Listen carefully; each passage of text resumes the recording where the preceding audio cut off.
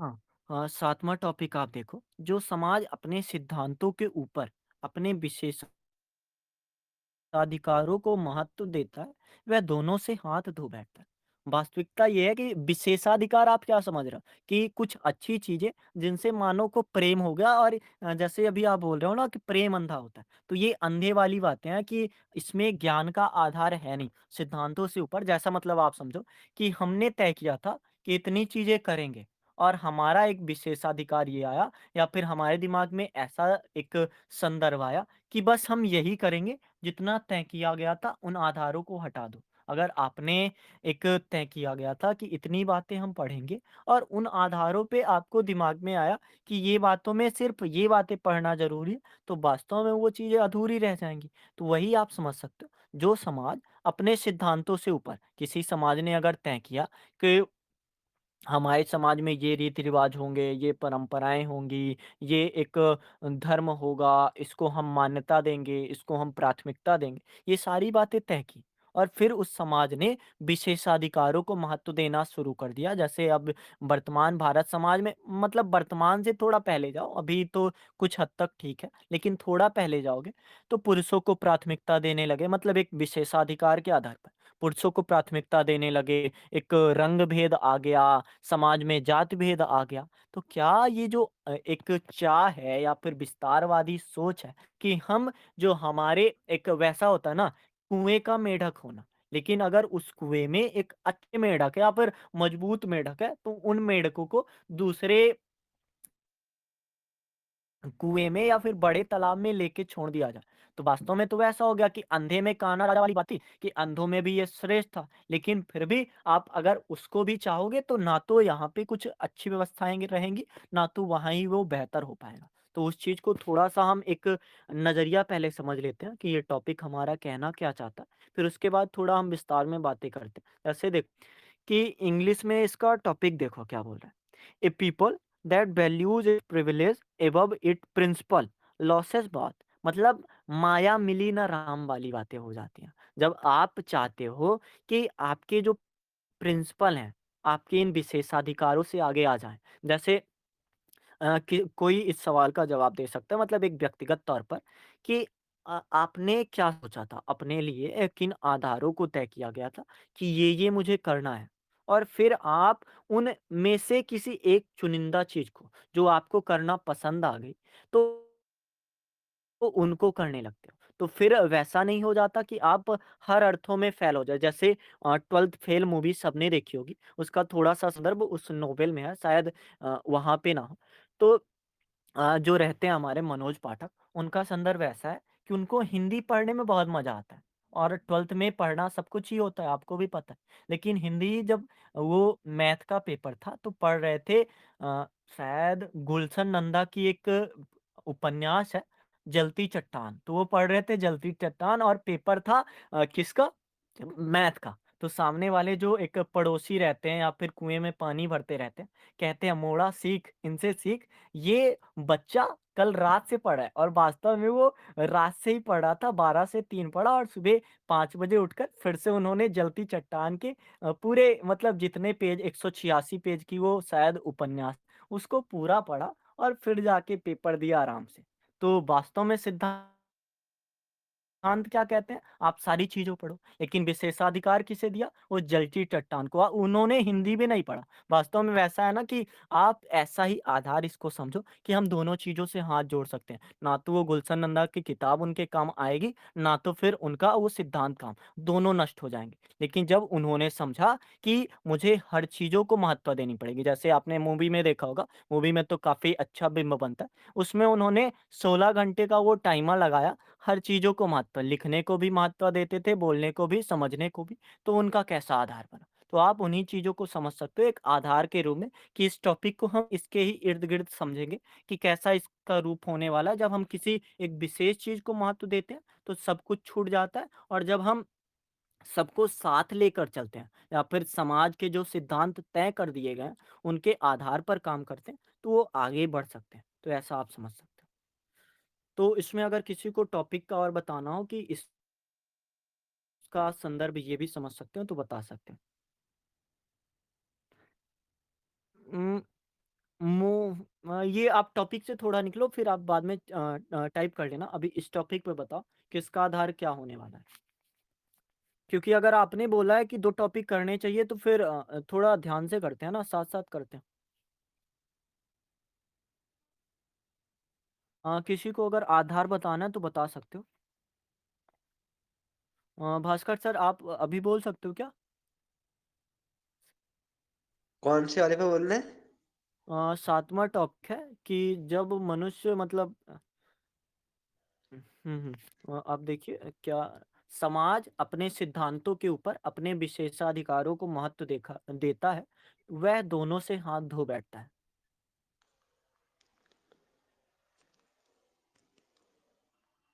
दोनों से इसमें नहीं कह सकते ना कि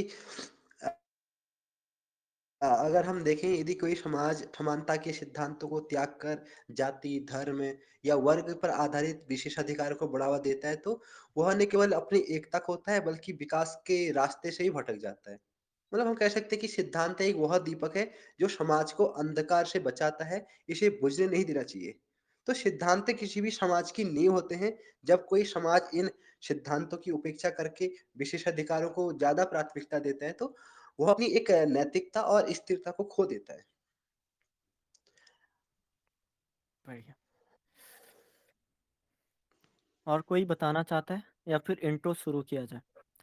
सर हेलो। हम्म। सर एक होता है जिससे विशेषाधिकार मतलब राज्य की दर्जा दिया जाता है, जिसे मतलब जो पिछड़े राज्य होते हैं तो सरकार देती है। तो वो तो मतलब उसको कुछ आर्थिक सहायता करती है, लेकिन आर्थिक सहायता की वजह से भी उनका एक लगाव बन जाता है। मतलब वो हम्म। कुछ कर नहीं पाते हैं, जैसे उसी से वो जुड़े रहते हैं। तो वो अ सब जैसे आप मतलब मुझे ऐसा लग रहा है आप ये पूछना चाह रहे हो, विशेषाधिकार तो ये भी है हम किसी की सहायता करते हैं, हम समता लाते हैं, आरक्षण देते हैं। तो ये कैसे मतलब एक तरह से दोनों से हाथ नहीं धो बैठते हैं, यही पूछना चाह रहे हो आप ना? जी सर। मुझे ऐसा लगता है सिर्फ़ मेरा नज़रिया कि ये वास्तव में हमारे सिद्धांत हैं। हमारे समाज का सिद्धांत क्या है? विविधता में एकता वाला सिद्धांत है। लेकिन विविधता में एकता होगी कैसे जब तक लोग आगे नहीं आएँगे? तो ये तो हमारे समाज का सिद्धांत ही है जो पिछड़ चुका है और पिछड़ चुका है तो उसको विशेषाधिकार दे देना, आगे थोड़ा हाथ दे देना कि आप आगे आ जाओ, वो ज़्यादा बेहतर होगा। जैसे हमारा भाव क्या है कि परोपकार वाला भाव या फिर हम चाहते हैं कि सर्वधर्म समभाव वाली बातें या फिर सबका साथ सबका विकास वाली बातें चाहते हैं ना, तो वो लोग जो गड्ढे में गिर चुके हैं, उनको आप हाथ दे रहे हो और सामने वाले को रोके हो, तो ये क्या दिक्कत वाली बात है? आप पहले उनको गड्ढे से निकाल लो, फिर रेस शुरू करो तो क्या कोई दिक्कत है? वास्तव में ये विशेषाधिकार नहीं है, लेकिन इसको अब वर्तमान में विशेषाधिकार इसलिए बनाया जा रहा है क्योंकि हमने ऐसी चीज़ें कर दी, हमने एक अपने विशेषाधिकारों जैसे आप आगे बढ़ने वाली सोच कि हमने आगे बढ़ने वाली जैसे आपने कक्षा में देखा होगा अगर एक नई कल्पना की मैं बताता हूँ एक उदाहरण कि एक कक्षा है, जहाँ पे 4 विद्यार्थी पढ़ने में बहुत तेज़ हैं और बाकी के विद्यार्थी कमज़ोर हैं। तो वास्तव में एक समाज का या फिर कक्षा का सिद्धांत तो ये होना चाहिए कि सभी को बराबर पढ़ाया जाए, जो आगे हैं उनको भी एक मदद के भाव से कहा जाए कि तुम भी मदद करो इनकी तब जाके ये आगे आएँ। लेकिन ऐसा किया गया कि जो आगे थे, उनको आगे के 4 पाठ और पढ़ा दिए गए और जो पीछे थे वो 1 पाठ में ही लटके हैं। तो अब उनको विशेषाधिकार देना, नई शिक्षा नीति मतलब थोड़ा संदर्भ और समझ लो। एनईपी जो हमारी 2020 आ गई कि सबका साथ, सबका विकास या फिर सब पढ़ेंगे, सब बढ़ेंगे वाली भावना। तो आप उसमें क्या इसको विशेषाधिकार बोलोगे या फिर पहले जो एक अभाव था या फिर जो अधिकार छीन लिया गया था, तो उन अधिकारों के बदले ब्याज सहित दे रहे हो। तो इसको मैं ये आधार में देखता हूँ कि ये वास्तव में विशेषाधिकार नहीं है। वो जो पिछड़ गए हैं, इनको भी समान सिद्धांतों के हिसाब से ले जाके चला जा सके, तो उस आधार को इसको समझने में और बहुत तो अच्छा आपने पॉइंट बताया क्योंकि ये बातें हम आगे करेंगे। क्योंकि एक तो विशेषाधिकारों के महत्व को अगर हम कह रहे हैं कि अगर महत्व देंगे, सिद्धांतों को महत्व नहीं देंगे, तो दोनों से हाथ धो बैठेंगे। लेकिन भारतीय समाज अभी क्यों बोल रहा है कि एसडीजी 17 लाओ, समावेशी विकास लाओ, ऐसा तो हो जाएगा फिर विशेषाधिकार दे रहे हो, तो क्या हम दोनों से हाथ धो बैठेंगे? ऐसा नहीं है। आपने उनको पीछे कर दिया, तो वो आप उनके हक दे रहे हो कि जैसे आप समझो कि आप एक किसी के दोस्त हो या फिर साथी हो, आपने आज किसी दोस्त को ₹2 दे दिए, तो सामने वाले दोस्त को ₹1 दिए, तो कल जो दोस्त होगा, उसको आप चाहोगे बराबर मतलब एक व्यवहार वाली बात है ना, कि आप चाहोगे बराबर का व्यवहार करना। कल उसके साथ आपने समय बिताया, तो आज आप चाहोगे उसको भी बराबर महत्ता मिलनी चाहिए। तो वैसा ही है कि हमने जिसको अभी अधिक समय दे दिया और यही टॉपिक है, जो हम अभी हाथ धो बैठे हैं, अभी क्यों भारत एक विकासशील देश बना हुआ है? आज़ादी के इतने सालों बाद भी संसाधन के होने के बावजूद भी क्यों ऐसा बना हुआ है? क्या ये ऐसा नहीं है कि हमने विशेषाधिकारों को महत्व दे दिया? जो मतलब आप इनका सोच लो, अशोक अगर अपना साम्राज्य विस्तार करते हैं, तो साम्राज्य विस्तार करना बस उनका एक विशेषाधिकार था या फिर धम्म तो उनका पहले भी था। जब मतलब कलिंग का युद्ध नहीं हुआ था, तब भी उनका धम्म था।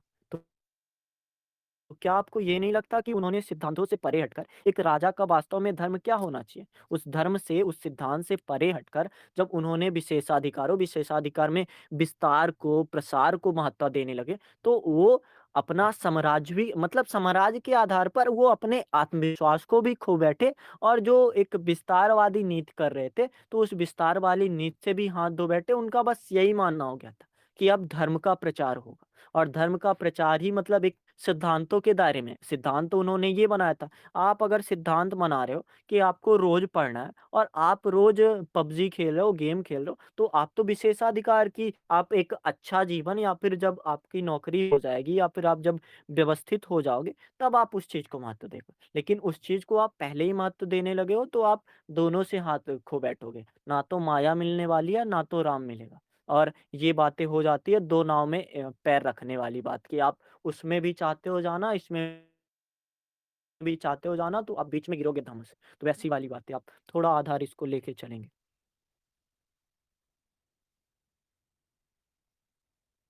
अ, बढ़िया। थोड़ा हम पढ़ते हैं। हाँ, काफ़ी अच्छा लिखा है। 1 सेकंड। यह कथन बताता है अगर कोई समाज अपने मूल सिद्धांतों जैसे समानता, न्याय, स्वतंत्रता की अनदेखी करके केवल केवल अपने विशेषाधिकारों जैसे जाति हो गया, धर्म हो गया, वर्ग हो गया, आज से मिलने वाले दे या फिर कोई भी आप समझ लो एक्स्ट्रा ऑर्डिनरी कर रहा है तो उसी उसी को बढ़ा रहे हो और जो कमजोर है तो उसको आप पीछे करते जा रहे हो। तो वैसी वाली बात प्राथमिकता देता है तो वह धीरे धीरे अपने सिद्धांतों और विशेषाधिकार दोनों को खो देता है। उदाहरण जातिवाद का उदाहरण देख लो। भारत में जातिवाद का उदाहरण ले जाति आधारित विशेषाधिकारों को प्राथमिकता देने के कारण समाज में समानता और भाईचारे के सिद्धांत कमजोर हो गए हैं। इससे सामाजिक विघटन बढ़ा और न केवल निचली जातियों के अधिकार का हनन हुआ, बल्कि ऊंची जातियों का को भी लंबे समय में नुकसान हुआ क्योंकि एक असंतुलित समाज से विकास रुक जाता है। बढ़िया, क्योंकि अभी हम एक टॉपिक और ना कर रहे थे। आप खंड ए में टॉपिक देखो, कहीं की गरीबी नहीं, हर जगह कैसा है टॉपिक आप थोड़ा-सा 1 सेकंड। कहीं पर भी गरीबी हर जगह की समृद्धि के लिए खतरा है। तो वही कि कहीं के अगर सिद्धांत कहीं आप दे दोगे, तो ये हर एक विशेषाधिकार के लिए भी खतरा है। आप सारे जैसे आप हमने एक टॉपिक और किया था कि सत्ता बढ़ने से या फिर अधिकार बढ़ने से उत्तरदायित्व भी बढ़ता है। तो जब आपको विशेषाधिकार दिए जाएँगे, तो आपके लिए भी प्रेशर होगा और आप वो विशेषाधिकार भी खो दोगे क्योंकि विरोध तो होगा। जैसे आप 2009 का ये गृह युद्ध सोच सकते हो श्रीलंका का। उसमें जब उनको विशेषाधिकार मिल गया, तो लोग विरोध करते ही रह गए। तो वैसा आप बढ़िया।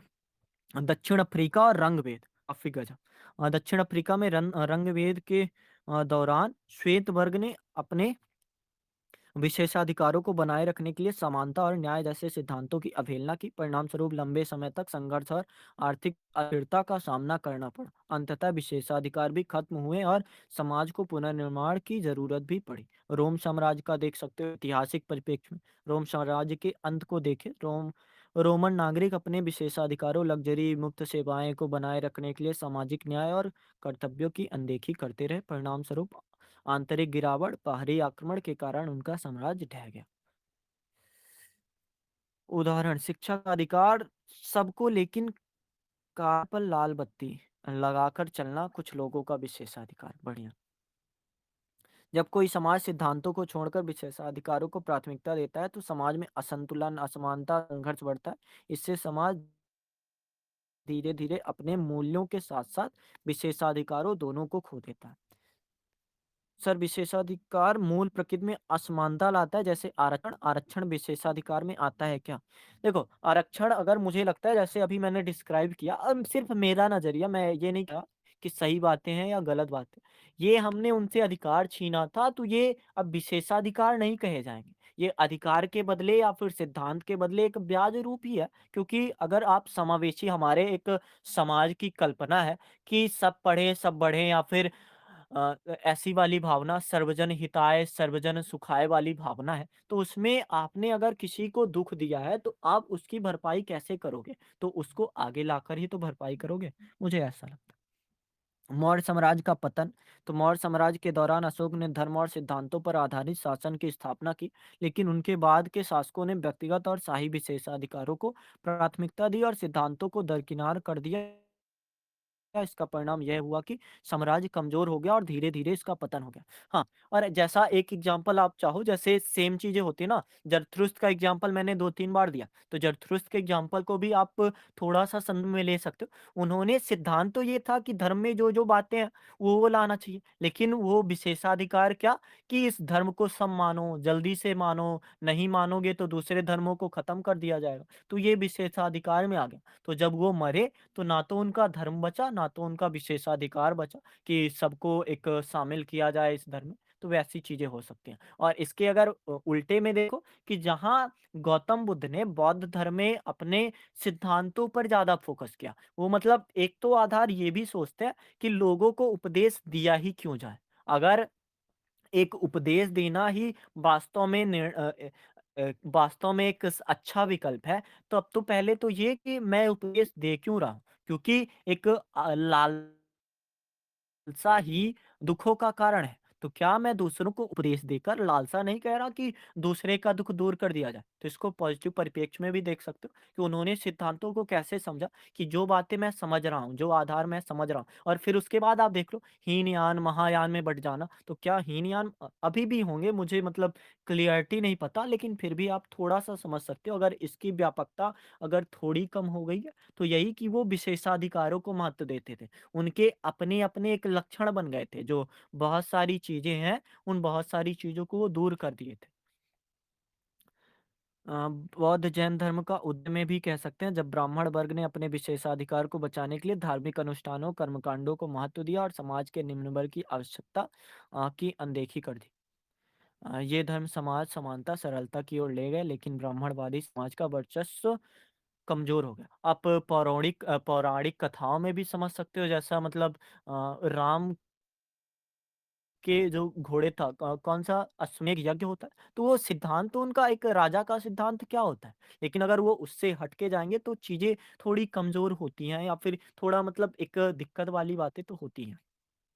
पर लोग तो कहते हैं, वेट, हर्षवर्धन के शासन के बाद शासक अपने क्षेत्रीय और व्यक्तिगत विशेषाधिकारों को बनाए रखने में लगे रहे, जबकि सामाजिक और सांस्कृतिक मूल्यों की अपेक्षा की गई। इसका परिणाम यह हुआ कि समाज में एकता खो गई।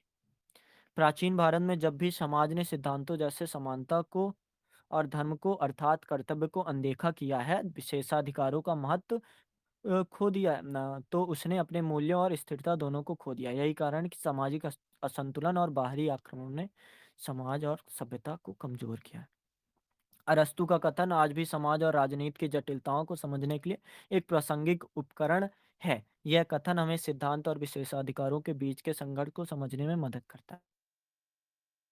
जब कोई समाज अपने मूल्यों और आदर्शों को दरकिनार करके व्यक्तिगत लाभों को प्राथमिकता देता है, तो वह न केवल अपने सिद्धांतों से बल्कि दीर्घकालिक रूप से अपने स्वयं के हितों से भी समझौता करता है। और वही जैसे अभी पिछले टॉपिक में मैंने बताया था कि जवाहरलाल नेहरू का कथन यही है कि असफलता तब आती है जब हम अपने आदर्शों, सिद्धांतों को भूल जाते हैं।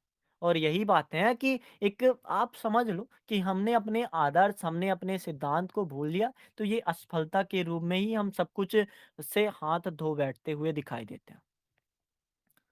सिद्धांतों का महत्व। सिद्धांत एक समाज की नींव होते हैं। ये नैतिक मूल्य, कानून, सामाजिक मानदंड होते हैं जो समाज को एकजुट रखते हैं। जब कोई समाज अपने सिद्धांत से समझौता करता है तो वे अपनी पहचान खोने लगते हैं। अब बातें ठीक है हो गई, अब थोड़ी हम बातें कर लेते हैं वास्तव में ये विशेषाधिकार कैसे-कैसे। तो एक तो विशेषाधिकार में मुझे अगर कुछ समझ आ रहा है, तो एक तो आगे बढ़ने वाला सोचता है, मतलब हर इंसान सोचता है या फिर हर समाज सोचता है उसका विस्तार हो। हमने एक टॉपिक को पिछला ये भी किया था कि सभ्यता का उत्थान, जो संस्कृत होती है वो संस्कृतियों का ह्रास होता है। तो वही चीज़ है कि हर सभ्यता आगे बढ़ना चाहता है, हर समाज आगे बढ़ना चाहता है, लेकिन जब उसकी संस्कृतियाँ खो जाती हैं या फिर उसके जो संस्कृतियों का बेहतर समुच्चय होता है, सभ्यता को ही हम संस्कृतियों का अगर समुच्चय मान लें, तो सभ्यता का एक जो पहचान होती है, वास्तविक पहचान, उस वास्तविक पहचान को अगर वो खो रहा है, तो वास्तव में उसने अपने सिद्धांत खोए हैं। तो यही चीज़ें होती हैं कि जब समाज आगे बढ़ना चाहता है, तो ये चीज़ें होती हैं और आगे बढ़ने का तरीका उसका ज़रा-सा एक लालचपना वाला हो गया या फिर आगे जो विस्तारवादी नीति होगी, वो एकदम से प्रसार वाली हो जाती कि हम आगे आज ही बढ़ें और आज ही सब कुछ हासिल कर लें। जैसे एक लोभ वाला टॉपिक किया था ना, आवश्यकता तो है आगे बढ़ने की, आवश्यकता तो है समाज के विस्तार करने की, आवश्यकता तो है किसी भी सभ्यता के प्रसार करने की और ये अगर लालच में परिणित हो जाता है, तो सब कुछ से हम हाथ धो बैठते हैं या फिर एक वैसा ही रूप होता है कि आपने चाहा था एक मिले और आपको एक भी नहीं मिलता। लेकिन जब आप चाहते हो कि जितना है एक आप 2-3 लोगों के यहाँ पे लिखा है कर्मण्येव वाधिकारस्ते मा फलेषु कदाचन। लेकिन हम जब सोचने लगते हैं कि ये कर्म कर रहे हैं, फल क्यों नहीं मिल रहा है या फिर जो हमारे एक विशेषाधिकार है, विशेषाधिकार का एक हमने आज काम किया कि किसी सभ्यता या फिर किसी नई तकनीक का खोज किया और लेकिन उस नई तकनीक ने हमें थोड़ा कमज़ोर कर दिया क्योंकि उस नई तकनीक बना कैसे जैसे अभी एक मीम चल रहा है अगर आप मीम को देखते होगे वही कि आपको सक्सेस तो मिली, लेकिन सक्सेस मिली कैसे? खुद हार के। तो क्या ऐसी बातें हम नहीं सोच सकते कि सफलता अगर मिल रही है और वो मिल कब रही है? हारने के बाद मिल रही है, तो ऐसी चीज़ें थोड़ी अप्रासंगिक तो लगती हैं। और आविष्कार का लोभ होना भी एक तरह से ऐसा ही है कि हमें अपने सिद्धांतों से दूर ले जाता है। जैसे सिंधु घाटी सभ्यता हो या फिर रोमन सभ्यता हो या फिर वर्तमान समय की एक समाज हो, इसमें अगर हम पर्यावरण को खो रहे हैं, तो बाद में तो ये भी होगा कि जो आर्थिक विकास हो रहा है या फिर हम तकनीकी अन्वेषण, नवाचार, प्रौद्योगिकी इन सारी चीज़ों को अभी पा रहे हैं, तो बाद में क्या खोएँगे नहीं? क्या आप वास्तव में पैसे खा सकते हो? क्या आप सिक्का खा सकते हो? ऐसा तो नहीं होगा ना। तो वो बातें ऐसी ही हैं कि अभी जो हमारा एक परिप्रेक्ष्य है या फिर हमारा जो नज़रिया है या फिर पहले जो आदिकाल में हमारा नज़रिया था, क्या ये ऐसा नहीं है कि फिर से टॉपिक नंबर आप 2024 के आ जाओ या फिर 2019 के टॉपिक पे आ जाओ, इतिहास अपने आप को दोहराता है, पहले विनाश के रूप में फिर प्रहसन के रूप में। तो हमारे ये विनाश होता ही क्यों है? पहले तो ये बातें कर लें कि इतिहास क्यों नहीं लगातार बना रहता? अगर सभ्यताएँ हैं, तो सभ्यताएँ लगातार बनी रह सकती हैं। लेकिन सभ्यताओं में या फिर समाज में जब विशेषाधिकारों को महत्व दे दिया जाता है, आपने अगर सीख लिया है आग लगाना, तो अगर आप आग ही लगाओगे, तो आपकी वो सभ्यताएँ नष्ट होने वाली है। अगर आपने सीख लिया है नदियों के रास्ते मोड़ने, तो नदियों के रास्ते अपने आप ही मुड़ने लगेंगे। वैसा एक संदर्भ है, समाज का मतलब और धार्मिकता के आधार पर भी थोड़ा हम इस चीज़ को सोच सकते हैं। धर्म का वास्तविक सिद्धांत तो ये होता है कि सबकी मदद करना या फिर धर्म कभी किसी दूसरे धर्म को उतना या फिर कहें कि धर्म किसी दूसरे धर्म को कमज़ोर क्यों बोलेगा? लेकिन फिर भी आप संदर्भ समझो, तो धर्म में अब ये विशेषाधिकारों को कि धर्म में व्याप्त है ये, तो कट्टरवादीपना आ जाएगा या फिर जो भी चीज़ें सामने आ रही हैं, तो वैसा अर्थ हो जाता है। और एक कहानी से ज़रा बताऊँ, तो एक इंसान अच्छी खेती करता था, बिल्कुल खुशहाली ज़िंदगी जीता था। तो एक जौहरी उसके पास गया, बोलता है कि अगर तुम एक हीरा पा गए, तो हीरे से तुमको ये जो तुम काम कर रहे हो ना, वो काम भी तुमको नहीं करना पड़ेगा। मतलब एक तरह से तुमको किसानी नहीं करनी पड़ेगी, तुम आराम की ज़िंदगी जियोगे। और वैसा है, उसके सिद्धांत तो क्या कह रहे हैं कि तुम अगर किसान हो, तो तुमको काम करना है। लेकिन फिर क्या हुआ अब उसके दिमाग में एक अभी तक वो संतुष्ट रहता था। जैसे मैंने एक 99 स्वर्ण पदक वाली कहानी बताई थी, तो वैसा ही है कि अभी तो तुम संतुष्ट हो, लेकिन जब एक ऐसा भाव कि आप समझ जाते हो कि विशेषाधिकार से क्या लाभ होगा और विशेषाधिकार के लाभ समझने से जब आप लालच करने लग सकते हो या फिर आविष्कार का आपको लोभ हो जाता है कि मैं अब पाऊँ ही और अगर नहीं पा रहा तो मैं अपने आप को कमज़ोर समझूँगा। और जब आप वो किसी ने बोला था कल कि सोने की क्या बोलते हैं, सोने का अंडा वाली कहानी आप सोच सकते हो। और फिर वो किसान क्या हुआ कि हीरे की तलाश में पूरा दक्षिण अफ्रीका घूम छान डाला और फिर बाद में उसको पता चलता है जब सारी खोज डाला तो जिस किसान को या फिर जिस व्यक्ति को उसने अपना खेत बेचा था, में हीरा था। और फिर कहाँ हीरा की खदानें उसी खेत में थी। मतलब एक ये किंवदंती कथा हो सकती है या फिर जैसी भी कथा। हीरा का मतलब ये नहीं कि उसको वास्तव में हीरा मिल गया हो। हीरा का मतलब ये कि तुम्हारा काम ही वास्तव में हीरा ही है। और अगर तुम काम को छोड़कर वास्तव में एक ऊपरी हीरा ढूँढना चाहोगे या फिर विशेषाधिकार वाला चाहते हो कि आज मुझे ₹1 लगा के ₹13 मिले हैं, तो तुम कल भी चाहोगे कि मैं ₹10 लगा दूँ, तो वास्तव में वैसा नहीं होता। वो ₹1 का लगना ऐसा है कि तुमको ₹1 में ₹13 मिला है तो उसकी क्षमता उतनी ही थी। लेकिन अगर तुम 10 लगाओगे तो उसकी क्षमता भी, उसका एक कार्यशील पूँजी भी बढ़ानी पड़ेगी। और वही चीज़ है, चाहे आप कृषि के संदर्भ में देख लो कि कृषक एक कैसे सिद्धांत उसके ज़रूरी हैं, कैसे काम उसको करने चाहिए। लेकिन जब उर्वरकों के लिए जाने लगता है या फिर वो रसायन के लिए जाने लगता है या फिर पेड़-पौधों को काट देता है, झूम खेती करने लगता है, तो फिर हम जंगल भी खो देते हैं, मिट्टी भी खो देते हैं और किसान अपनी खेती भी नहीं कर पाता। तो वैसे अर्थों में इसको बातें की जाए तो हर अर्थ में बातें अनेक सी मिलेंगी। तो अब कोई आप बोलना चाहते हो तो बोल सकते हो। मैं थोड़ा म्यूट होता हूँ। किसी को अगर कुछ बोलना है तो बता सकते हैं। फिर थोड़ा-सा मतलब एक संदर्भ क्योंकि शायद मैंने स्ट्रक्चर बहुत बड़ा बना लिया इसलिए मैं बहुत सारी बातों को बता रहा हूँ। अगर आपको बताना है तो आप बता सकते हो फिर चलते हैं क्योंकि टाइम ज़्यादा हो गया।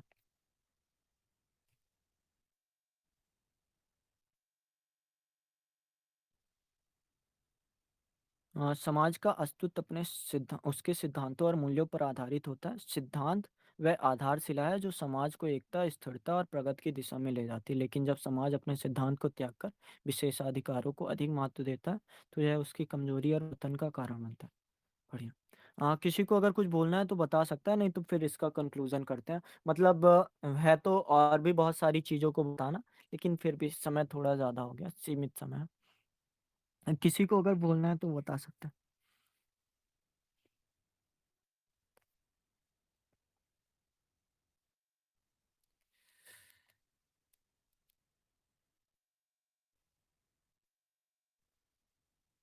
हैं। अ देखो, अब इसको अगर ज़रा-सा शॉर्ट करते हैं कि चीज़ें क्या-क्या सोची जा सकती हैं, तो एक असमानता वाली आप बातें सोच सकते हो। एक संघर्ष ये बढ़ा देता है, विभाजन बढ़ा देता है, अविश्वास ला देता है, मानवीय मूल्यों का ह्रास कर देता है, समाज का पूरा आत्मनाश कर देता है, जैसा अभी किसी ने लिखा भी था। विकास में रुकावट बन सकता है, जैसे होता है ना कि आपकी अगर किसी गाड़ी को अगर विशेषाधिकार किसी गाड़ी को धक्का दे रहा है, तो गाड़ी स्पीड से जाएगी, लेकिन धक्का जितना ही उसकी ताकत होगी, उतना ही जाएगी और हो सकता है कि उसने धक्का ऐसा दिया कि गाड़ी नीचे भी गिर सकती है या फिर पलट भी सकती है। तो वैसी वाली भाव तो आप सोच सकते हो ये विकास में रुकावट है, सामाजिक अस्थिरता लाता है, समाज में असमानता पैदा करता है और इसका यही एक नई संस्कृतियों का समावेश संस्कृतियाँ बेकार वाली या फिर अच्छी संस्कृतियाँ जब कमज़ोर हो जाती हैं या फिर हम जब एक पक्षी सोचते हैं तो ऐसी चीज़ों के कारण ये दिक्कत लाता है और विशेषाधिकार में सिद्धांत शामिल अगर हम कर लेंगे एक निष्कर्ष की ओर अगर बढ़ा जाए तो विशेषाधिकार में अगर विशेषाधिकारों को ही सिद्धांत बना दिया जाए जैसे अभी कि सबसे शुरू में हमने वही ना बातें की कि आप पूछ रहे हो आरक्षण क्या है फिर जो हम सब्सिडी दे रहे हैं क्या है तो ये वास्तव में हमने विशेषाधिकारों को ही मतलब सिद्धांत को ही विशेषाधिकार बना दिया।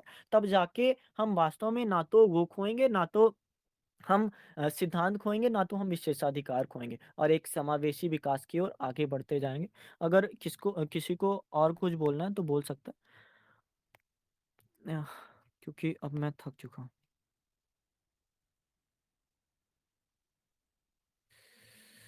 अब अगर कुछ भी बचा है तो मैं अभी स्ट्रक्चर भेज देता हूँ और वो वैसे कुछ है नहीं ख़ास।